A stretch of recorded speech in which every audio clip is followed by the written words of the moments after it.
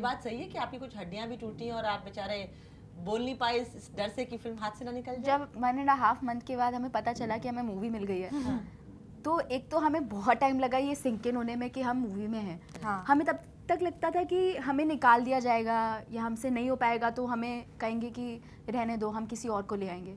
तो हम श्योर नहीं थे, हम बहुत इनसिक्योर थे, मैं और फातिमा दोनों। एक तो हमें मना कर रखा था कि आप किसी को बता नहीं सकते अपने इमीडिएट फैमिली मेम्बर्स के अलावा कि आपको ये मूवी मिल चुकी है। न्यूज़ में भी आता रहता था कि इस लड़की को मिल गया, इस लड़की को मिल गया। और हम तब ट्रेनिंग कर रहे थे, तो हमें लगता था कि कभी भी निकाल देंगे। इस डर के मारे हमें कोई चोट हो जाती थी या हमें दर्द हो रहा था बॉडी में, तो हम किसी से डिस्कस नहीं करते थे। तो इस बीच में फातिमा एक फिजियोथेरेपिस्ट के पास जाती थी चुपके से।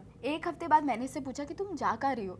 तो उसने बताया कि मैं फिजियोथेरेपिस्ट के पास जा रही हूँ, मुझे मेरी लोअर बैक में तो तुम्हें पेन मेरे यहाँ बैक में बहुत पेन होता था। तो मैंने कहा मुझे भी बहुत पेन हो रहा है और मुझे भी जाना है। तो हम लोग छुप छुपा के जाते थे और इवेंचुअली लोगों को पता चला और थैंक गॉड हमें मूवी से नहीं निकाला। तो उस टाइम पे मेरी लोअर बैक बहुत वीक थी, तो मुझे मसल में उतनी स्ट्रेंथ नहीं Spasm थी, स्पैज़म आते थे। एंड जब भी आप फिजियोथेरेपिस्ट के पास जाते हो, स्पोर्ट्स फिजियोथेरेपिस्ट के पास, to support that muscle they put tapes. तो I used to hide those muscles when I used to wrestle, but you know when you are wrestling तो कहीं दिख जाता था मसल, शोल्डर पे दिख गया या बैक पे दिख गया। तो उसने बोला ये टेप क्या है? तो मैंने बोला मैं फिजियोथेरेपिस्ट के पास जाती हूँ। एंड उसने बोला हुआ क्या? हेल्दी चेकअप के लिए। And the moment they got to know, they were like, hey, you are supposed to tell us because we want to protect you.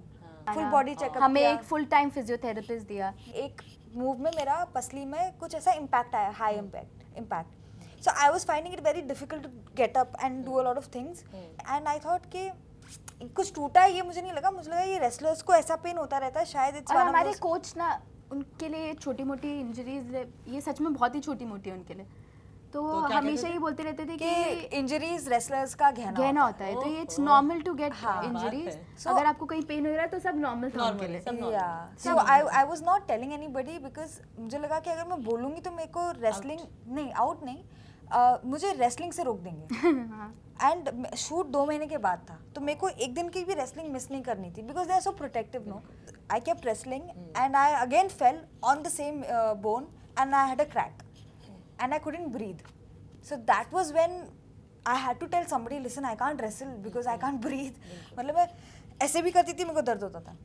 And with ribs, तो you need to completely go off. मतलब you need to rest it out.